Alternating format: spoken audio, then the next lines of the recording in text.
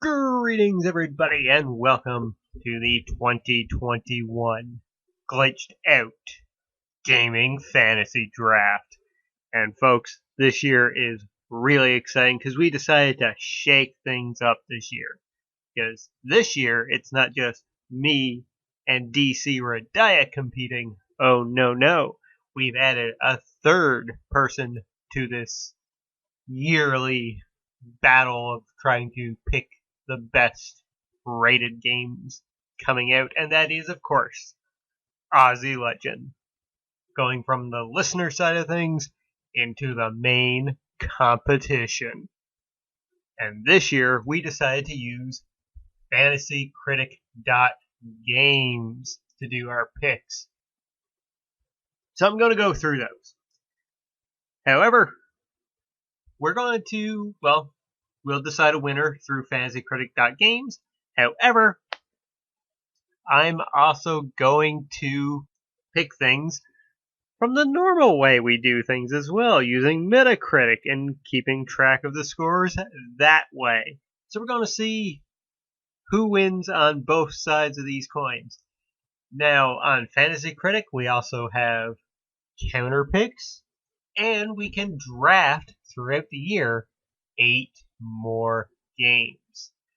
Our league options were total games, 16 titles. 8 games to draft at the beginning, 8 pickup games, 2 counter picks. If we're picking up new games, we have to bid at least $1 out of our $100 budget that we have for betting on stuff. We can drop 3 will not release games. So, Hitman 3 was selected. Now, it's out in a couple weeks. But by some means, say it gets delayed till 2022. Well, that game will become will not release. And thus, the person that picked that game will be able to drop that game. So, basically, it's kind of like our substitution picks that way. We're able to get rid of a minimum amount of games that would give us a 0 score. It's cool. It's different. And I will post a link down below for you guys to follow along to our fantasy critic.games league. So yeah, click the link down below. That's what I'm trying to say. To go to the actual list, and you can see if we've picked up some games along the way, or if we've gotten rid of some games, or who's winning throughout the year. And this is going to be the fun part, doing fantasycritic.games. I can actually do, updates throughout the year. And I'll probably do it quarterly. Like, I'll do it at the end of March. Then at the end of June, right?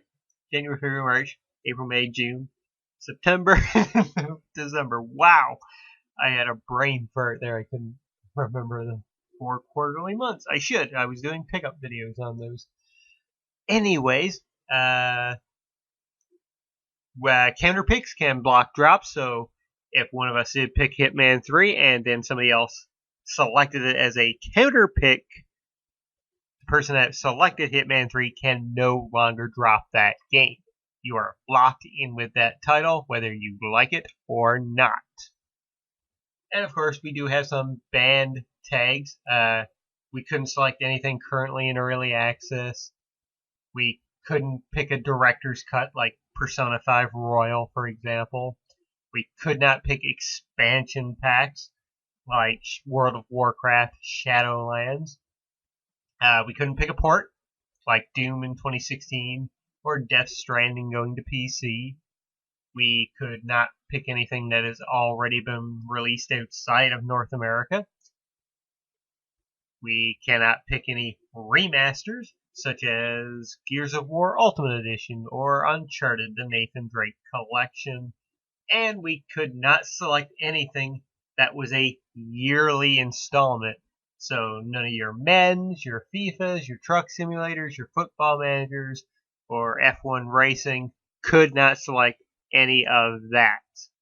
Which I don't know why anybody would pick Madden, because it seems like that goes down the shitter every year from what I see online anyway. But now, let's dive into the actual picks. Now, on fantasycritic.games, they do it snake style. So the draft order was DC Radiah, then myself, and then Aussie Legend, as you see on the screen right now. And so the way things went, DC Radiah picked the game, I picked the game, then Aussie picked the game, and then it did snake style, so Aussie picked the next one, then I got the next one, then DC Radiah got the one after that, then it was DC Radiah again, and so on and so forth. It just went in reverse order each time. I was stuck in the middle, so I got one pick each time. Then essentially after picking the first time around, DC and Aussie got to pick 2 games in a row each as it went on. So, let's get to it, shall we? Let's find out what 8 games each of us chose. So, with DC Radiah, his first pick was Bravely Default 2. Then I came up next and I selected Ratchet & Clank Rift Apart. Aussie Legend, with his first pick, selected The Legend of Zelda Breath of the Wild 2. Then Aussie selected Elden Ring. With my next pick, I went with Horizon Forbidden West. Then DC Radiah selected God of War Ragnarok. After that, he picked Back 4 Blood. My next pick was Resident Evil Village. Aussie Legend selected Hollow Knight Silksong and Guilty Gear Strive. My following pick was Kena Bridge of Spirits. Then DC Radiah selected Vampire the Masquerade Bloodlines 2. And then selected Digimon Survive. My next pick was Monster Hunter Rise. Aussie Legend selected Hitman 3, followed by Shin Megami Tensei 5. My next pick after that was Gran Turismo 7.